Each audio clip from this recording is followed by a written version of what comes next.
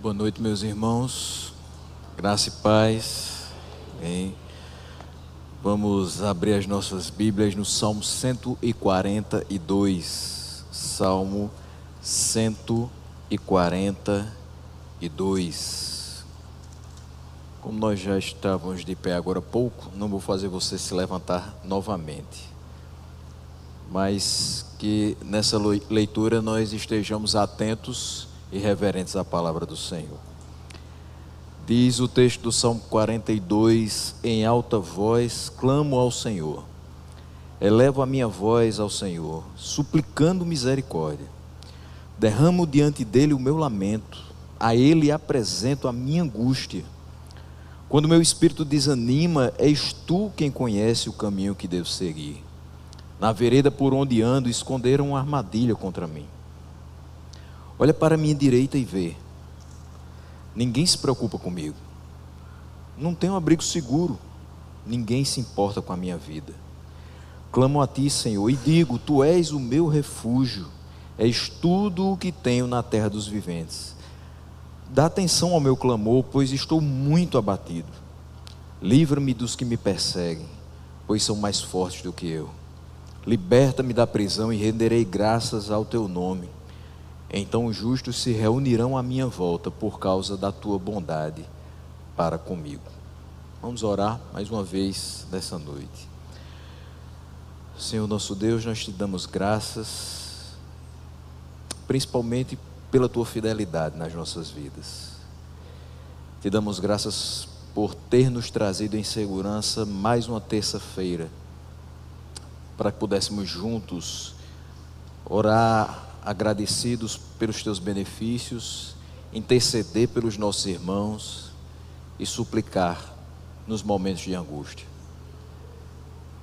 Que o teu Santo Espírito possa neste momento nos aclarar as ideias e fazer essa porção da Escritura ficar gravada no nosso coração.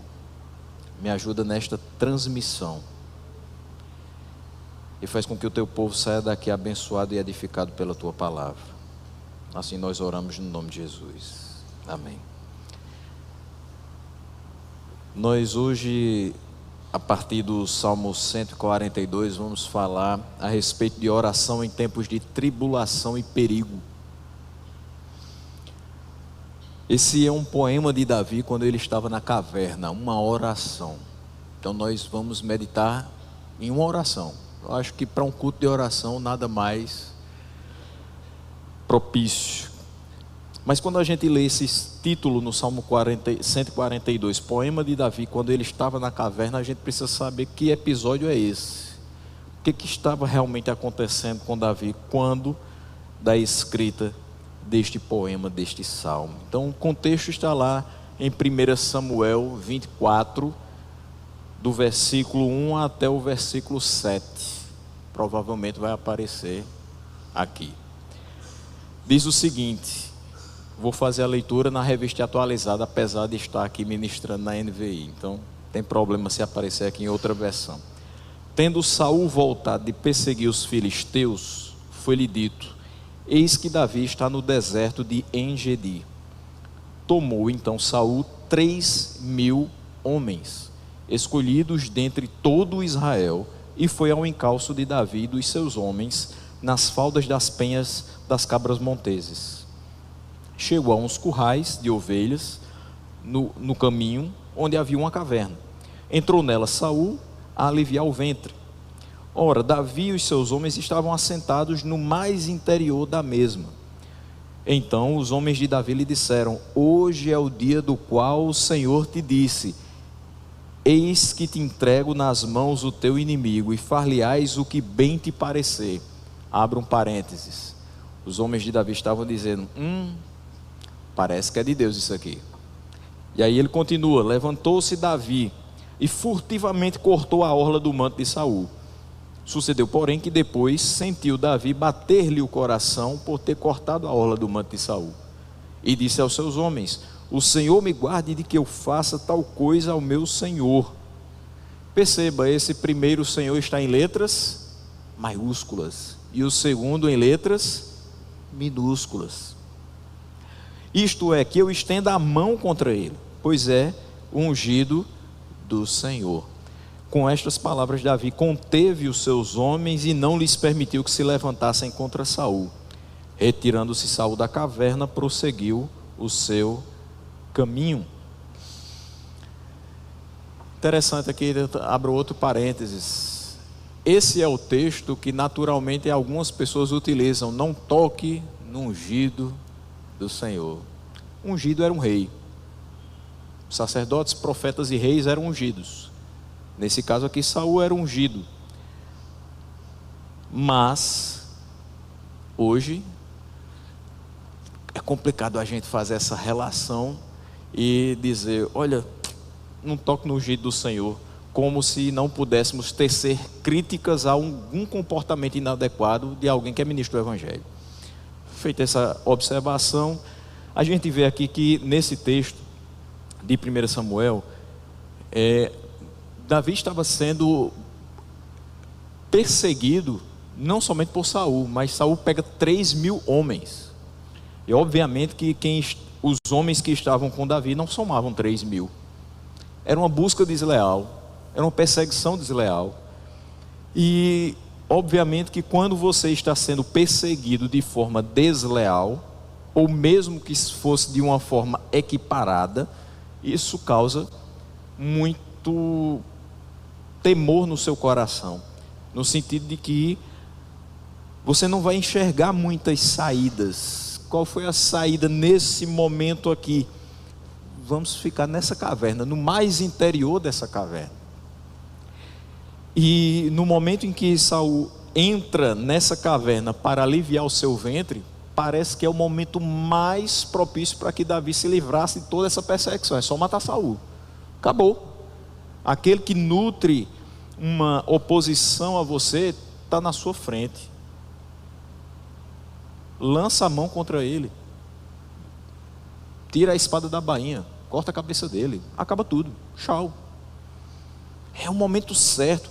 E sempre vai aparecer alguém dizendo: é de Deus, é uma providência de Deus. Olha só como Deus é bom, colocou teu inimigo na tua frente.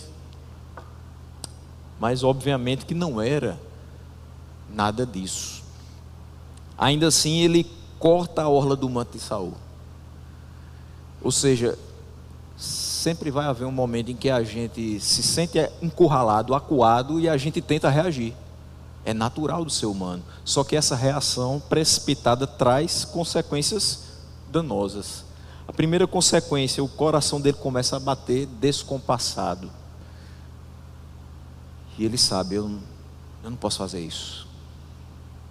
Eu ainda cortei a orla do manto dele, mas eu não posso atentar contra a sua vida, por mais que ele queira me matar, por mais que ele tenha juntado 3.000 homens para me matar, mas não é isso que Deus quer para mim. Então ele contém os seus homens e não lhes permite que se levantem contra Saul, porque não precisava que Davi levantasse a sua mão. No momento que ele dissesse: é verdade, vamos contra ele, os homens iriam.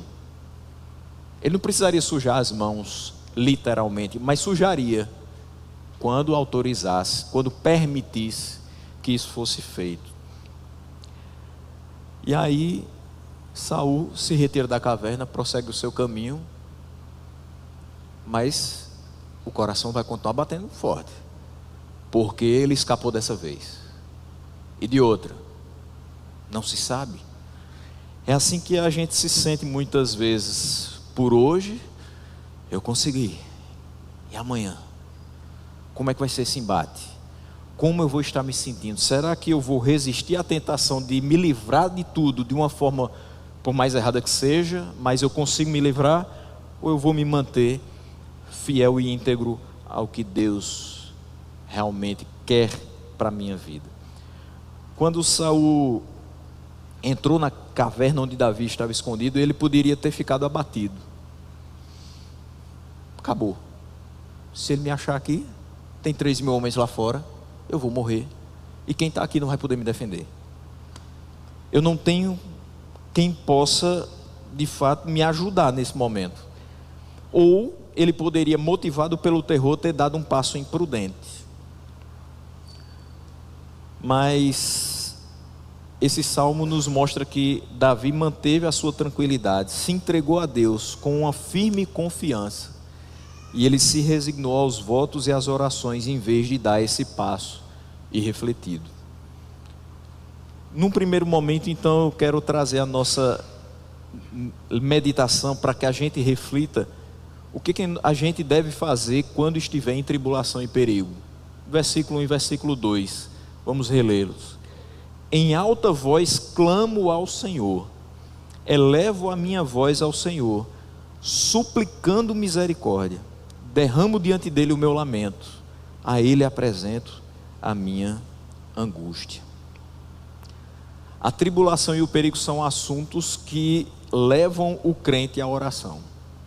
Não tem quem esteja passando por uma tribulação que não ore, ou alguém que esteja em perigo e não busque essa oração.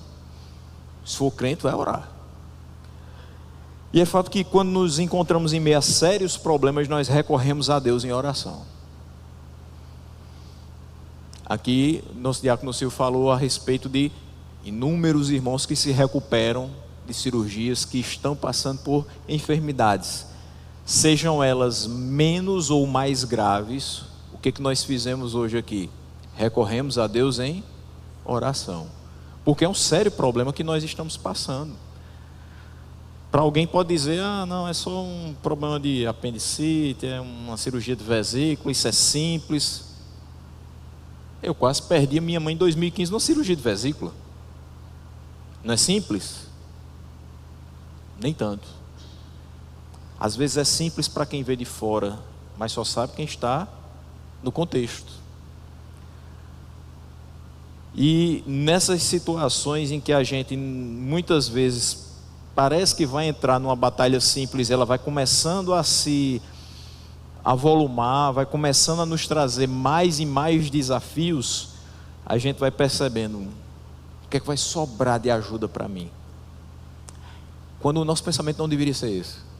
A gente começa a dizer, bom, não tenho mais dinheiro para pagar uma cirurgia. E agora? A gente começa a dizer, eu não tenho mais a quem recorrer, porque eu não conheço ninguém influente. E aí daqui a pouco a gente começa a dizer, bom, eu já faz tanto tempo que eu não vou na igreja, eu não tenho nem cara para pedir oração para os irmãos. E aí? Aí a gente diz, bom, o que me resta agora é pedir a Deus. Não, sempre Deus esteve disponível para que você recorresse a Ele. O problema é que você não foi de primeira para Ele. Você buscou todas as ajudas humanas, e quando elas se esgotaram, você recorreu a Deus. De qualquer forma, é fato que na tribulação a gente procura o Senhor, mesmo que em última instância, quando deveria ser a primeira coisa que a gente deveria fazer. Aconteceu qualquer coisa, dobra os joelhos, fala com Deus, expõe o seu problema a Ele. Não fica só dizendo Deus sabe todas as coisas. Ele sabe, mas Ele quer ouvir o seu clamor. Ele quer escutar a confirmação daquilo que Ele já sabe, que você está preocupado com o que está acontecendo, e que você agora se esvazia de todas as assistências humanas para só depender dEle. Porque enquanto você estiver confiando nessas assistências humanas, Ele vai deixar a coisa acontecer, até o momento que você se veja como Davi estava aqui. E a gente vai perceber muito sobre isso. Quando a gente também enfrenta perigos, seja ele de perder a vida, seja de perder a reputação, de perder a paciência com algo que nos aflige, nós lembramos que Deus nos deixou essa poderosa ferramenta e nós tornamos a falar com Ele pedindo que nos ajude. Furou um pneu na estrada, tudo escuro, 10 horas da noite, próximo borracheiro daqui a 10 quilômetros. O que é que você faz? Pega o celular, né? Se tiver sinal, eu chamo o reboque, ativo o seguro, faço qualquer coisa, ligo para um amigo. O que é que você deveria fazer? Pedir a Deus. É tão simples, é tão rápido,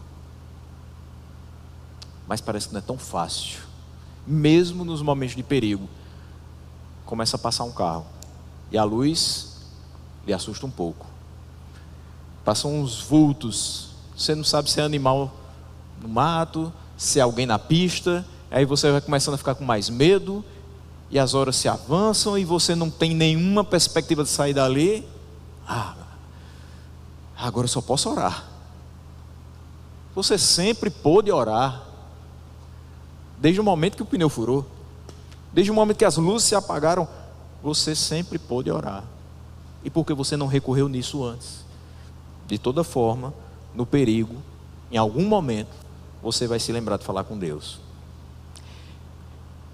Ele aqui estava correndo muito perigo. A gente viu no texto de 1 Samuel, e ele começa dizendo: em alta voz eu clamo ao Senhor. E ele termina dizendo: suplicando misericórdia.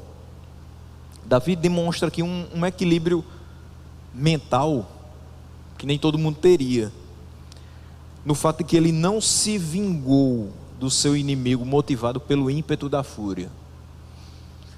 Alguém está perseguindo você, alguém quer tirar a sua vida. O que você nutre no seu coração? Raiva, desejo de vingança, desejo de fazer primeiro para que ele não faça com você.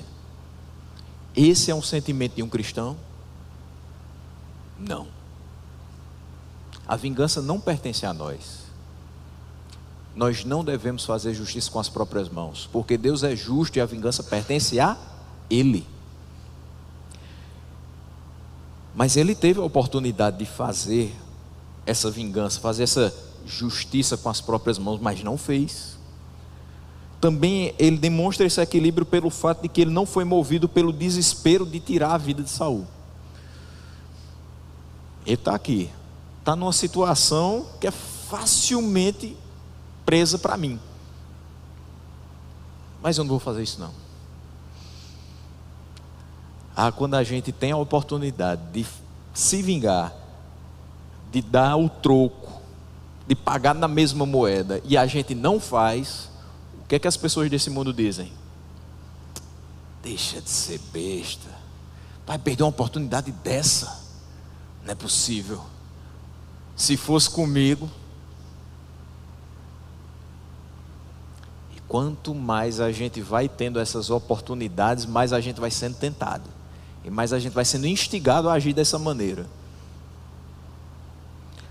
Mas ele continua, de forma resoluta, ele busca o exercício da oração.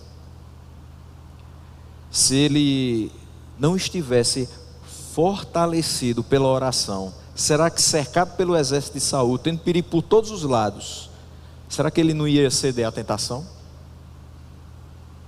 Se ele não tivesse realmente fortalecido pela oração, ele teria poupado o inimigo implacável.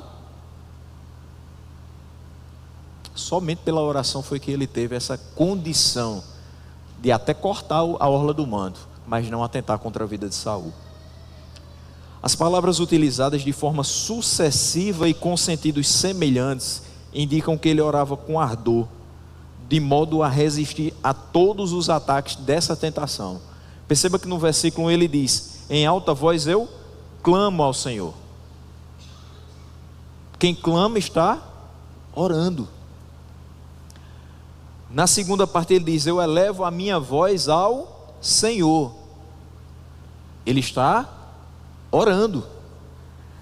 E na terceira parte ele diz: suplicando misericórdia. Ele está orando. Ele está clamando, ele está pedindo, ele está suplicando. E isso mostra que é insistentemente. Se a gente parar de orar, as tentações vão tomando conta. Se a gente abre essa brecha, por não estar fortalecido pela oração, é muito possível que a gente ceda a determinadas tentações e haja de forma impensada. E depois não adianta dizer: eu não queria ter feito isso, eu não tinha essa intenção, porque a coisa já vai ter sido feita. Não adianta ele passar Saul no fio da espada e depois dizer: mas eu não queria matar. Já está morto. Ainda bem que ele só passou na orla do manto. Ele diz: eu derramo diante dele, no versículo 2, o meu lamento. Quem se derrama diante do Senhor faz isso em que momento? De oração. Ele derrama diante do Senhor o seu lamento. ele apresenta a sua angústia. Em que momento nós apresentamos as nossas angústias ao Senhor? Talvez você tenha feito isso há pouco mais de 15 minutos. No momento que nós estávamos aqui orando. E uma das suas angústias pode ter sido justamente orar por alguém que está muito mal e que você agora gostaria que estivesse aqui conosco. Talvez a sua angústia fosse: como é que amanhã eu estarei? Minha casa vai estar abastecida? Passaremos por necessidades? Amanhã, se eu for pegar uma estrada, pode acontecer algo diferente comigo? Amanhã eu vou abrir os olhos? Várias coisas passam por nós, várias coisas nos angustiam, mas se nós nos derramamos diante do Senhor e apresentamos a Ele a nossa angústia, tem condição da gente ficar equilibrado, manter a nossa sanidade mental e não buscar alternativas inadequadas para a nossa vida.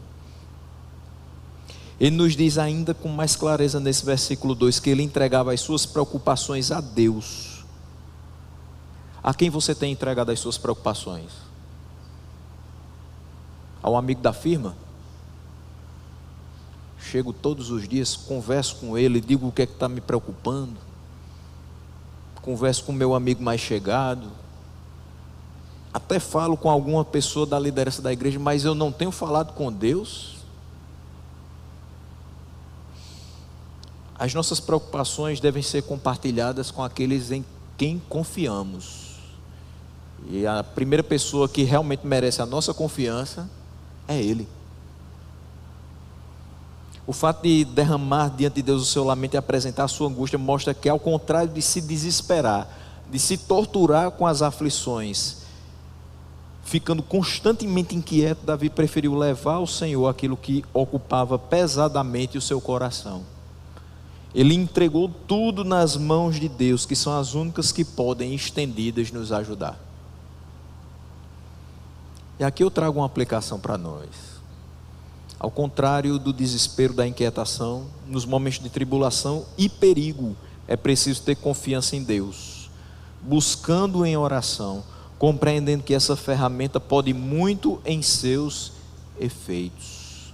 Logo, nós podemos nele descansar. Então Davi faz essa oração. Ele nos mostra qual vai ser a atitude dele diante da tribulação e do perigo. E agora ele ora, do versículo 3 até o versículo 7, na parte A. Ele começa dizendo: quando o meu espírito desanima, és tu quem conhece o caminho que devo seguir. Na vereda por onde ando, esconderam a armadilha contra mim.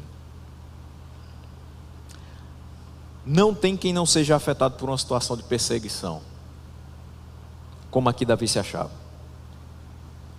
Ele está exausto, cansou de correr para um lado e para o outro, fugindo, tentando preservar a sua vida pelas suas próprias condições. Ele está prestes a esmorecer.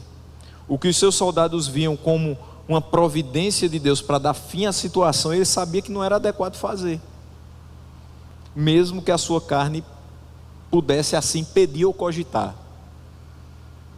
Quantas vezes a gente está exatamente nessa situação, entre a cruz e a espada, sem saber de que modo agir?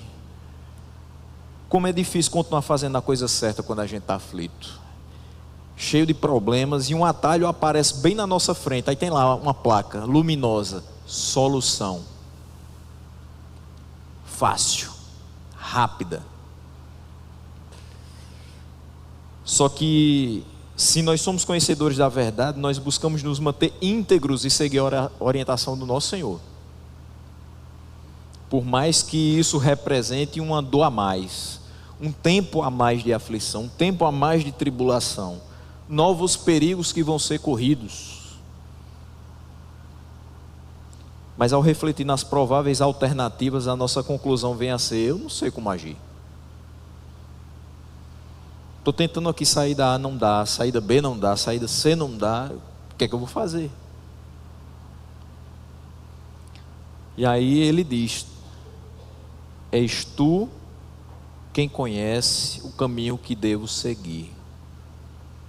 Não é simplesmente o fato de que Deus sabe para onde nós devemos andar. Não é simplesmente o fato que Deus já trilhou o caminho pelo qual nós devemos seguir. Nesse ponto aqui que ele fala, ele conhece o caminho que eu devo seguir. Calvino traz um sentido muito interessante para essa parte. Deus conhecia o modo de livrar Davi. Por esse caminho, você vai permanecer na tribulação. Mas pelo caminho que eu vou lhe mostrar, você será liberto. Ele não simplesmente aponta o caminho, ele nos livra e expressa o modo como vai nos livrar. Deus não criou a gente, soltou a gente aqui na terra para que a gente se virasse. Ele continua cuidando da gente.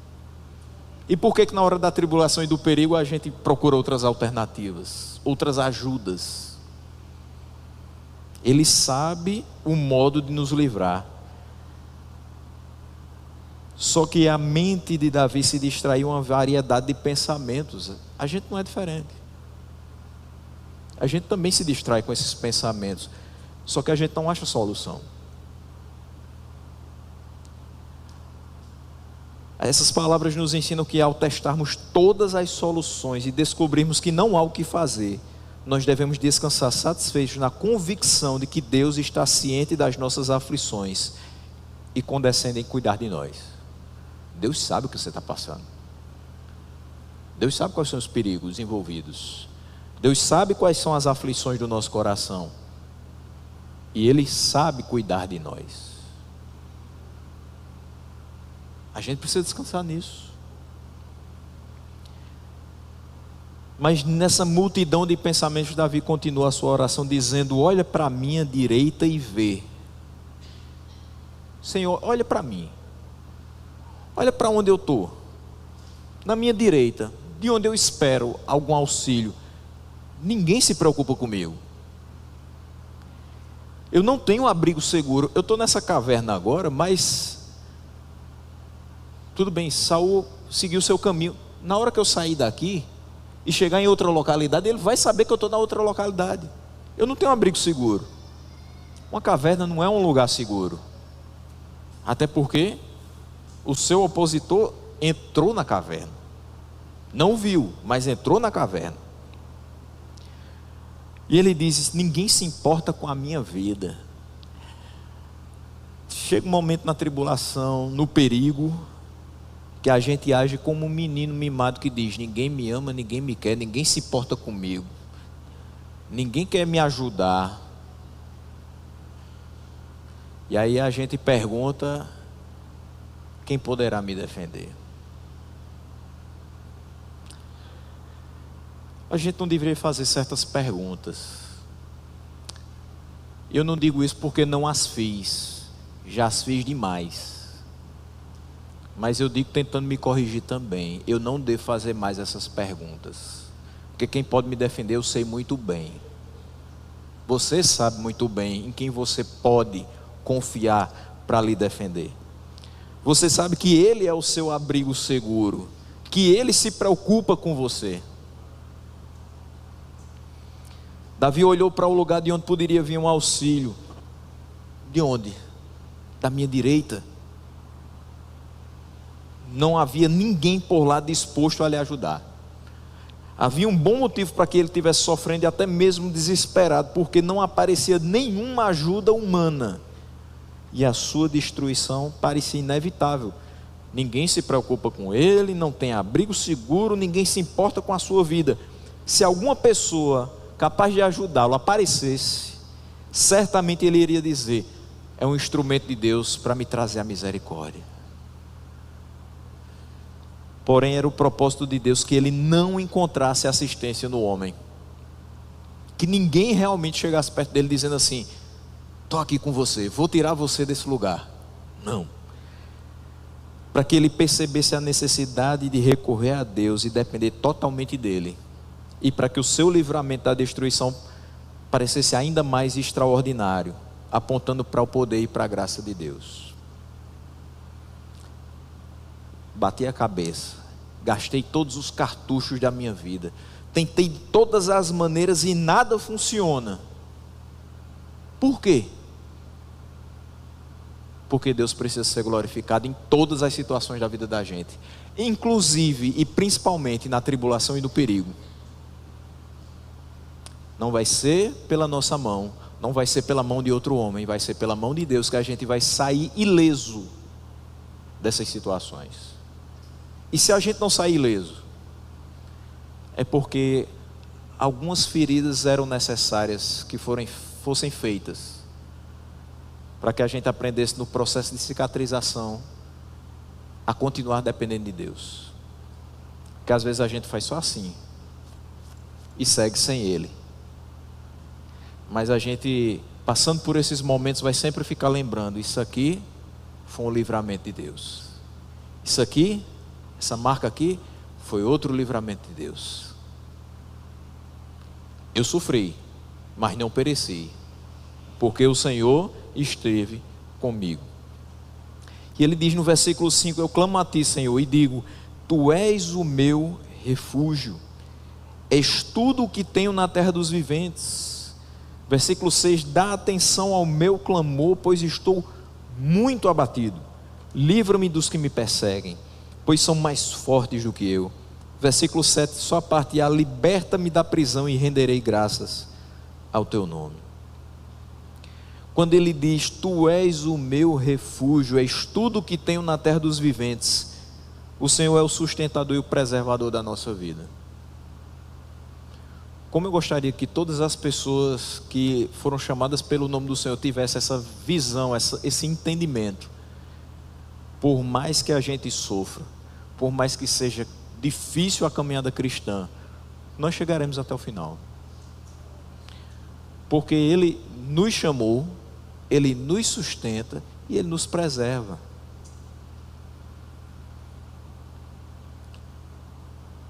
Ele é de fato tudo o que nós temos nessa vida, porque quando tudo que nós consideramos como sendo a nossa base desmorona, nós ainda estamos de pé sustentados por Ele.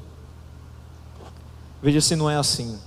Se a nossa renda acaba, Ele continua nos provendo de forma fiel o nosso pão de cada dia. Eu sei que a gente já experimentou isso. Se a nossa família terrena nos desprezar, Ele continua sendo o nosso Pai Celestial, em quem nós devemos buscar ser plenamente satisfeitos. Se a nossa fé se abalar, Ele sempre vai trazer um exemplo de socorro dado por Ele, fortalecendo a nossa confiança e apontando para nós a necessidade que nós temos de incessantemente estar em contato com Ele.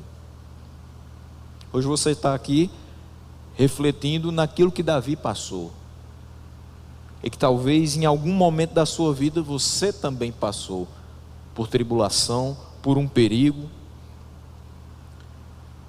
E esse exemplo nos traz um senso de confiança em Deus, fortalece a nossa fé.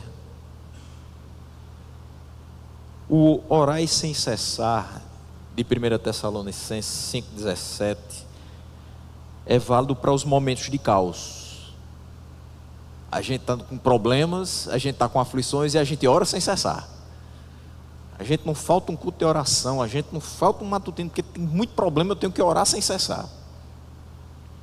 Mas também é válido para quando chegar a bonança.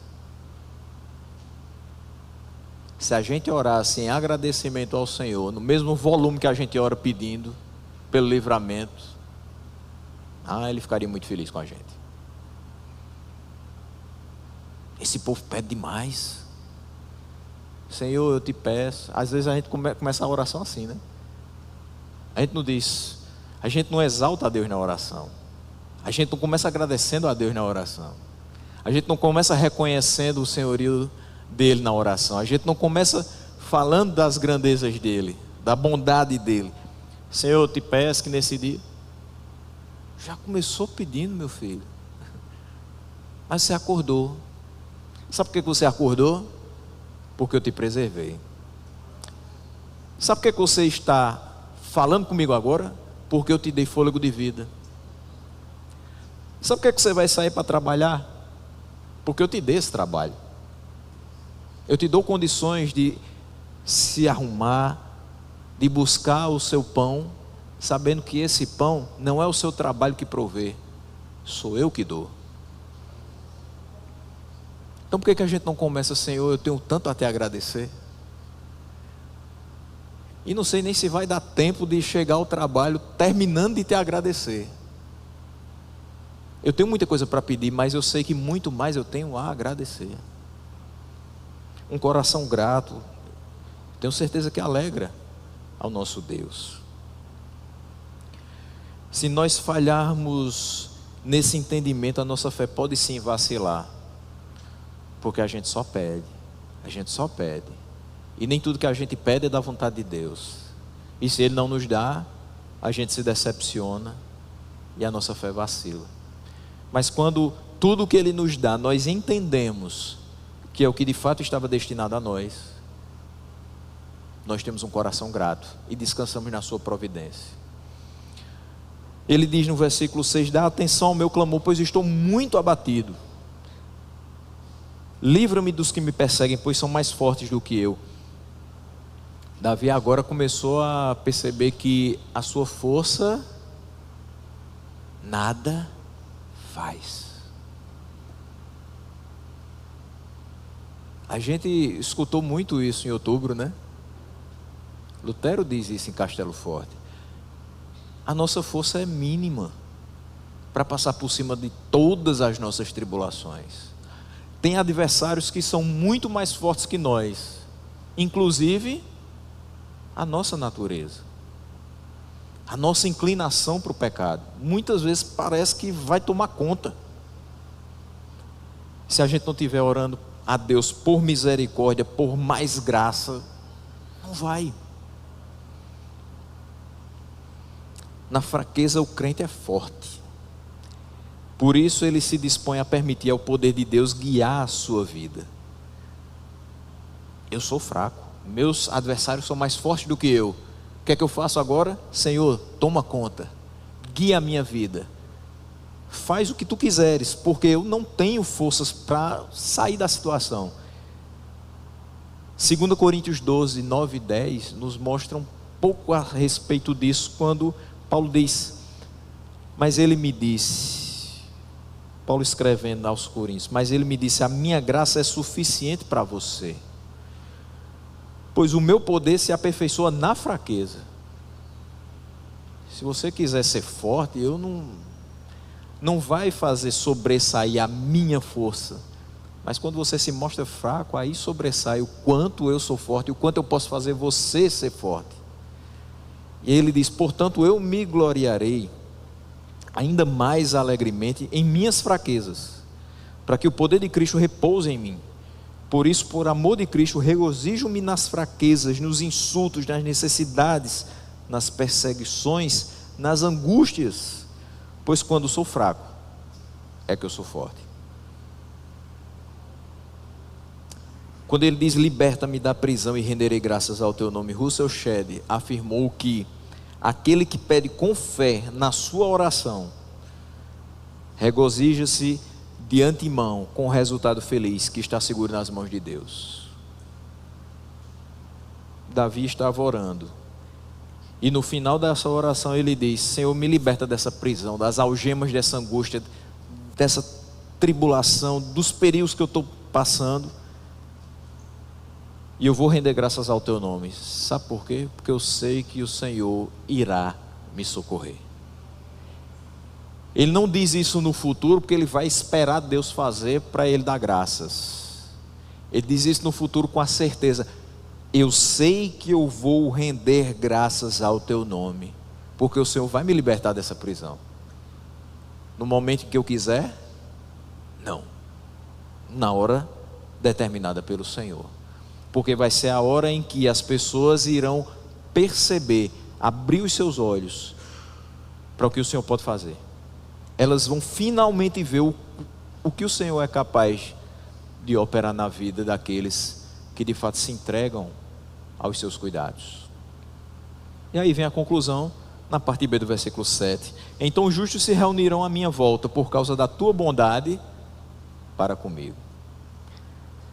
Quando a mão de Deus atuasse, Davi não estaria mais sozinho. Quando ele estava refletindo na sua tribulação, no perigo, Saul tão próximo dele, ele dizia no versículo 4: ninguém se preocupa comigo, eu não tenho um abrigo seguro, ninguém se importa com a minha vida, é só um coitado que está prestes à morte. Se o inimigo dele estiver na mesma situação que ele estava agora, certamente ele vai morrer. Se fosse o contrário, Saul encontrando Davi naquela caverna, ele não iria poupar a sua vida. Ninguém se importava com ele. Era a visão dele, mas Deus se importava. E Deus se importando conosco, grandes coisas sempre estarão acontecendo e estarão por vir, e sempre nós vamos desfrutar das suas bênçãos, do seu cuidado, da sua proteção. E os justos vão estar perto de nós, querendo a mesma proteção, confiando no mesmo Deus, sabendo que existe esse grande poder que é sobre nós. Os justos o rodeariam para contemplar o bem que Deus lhe fizera. A misericórdia concedida seria manifesta claramente a todos, dando aos justos um exemplo perfeito para o fortalecimento da sua fé. Quando alguém chega a uma igreja como a nossa, dizendo: o Senhor curou meu filho, o Senhor me abriu uma porta de emprego, o Senhor não permitiu que mesmo desempregado eu passasse necessidade, o Senhor trouxe paz ao meu lar. Isso não fortalece a nossa fé? Isso não enche o nosso coração de alegria? Isso não faz a gente confiar ainda mais nele? O testemunho dos santos faz com que a gente continue cada vez mais fervoroso e mais confiante em quem nós temos crido. Quando Deus nos livrar da tribulação e do perigo, muitos irão finalmente concluir que o Senhor reina. Os momentos de tribulação, os momentos turbulentos, não se resumem aos sofrimentos pelos quais nós passamos. Eles têm muito mais a ver com o poder de Deus sendo manifesto na nossa libertação e com a sua glória sendo promovida através das nossas vidas. Então oremos e descansemos no Senhor em todo o tempo. Amém?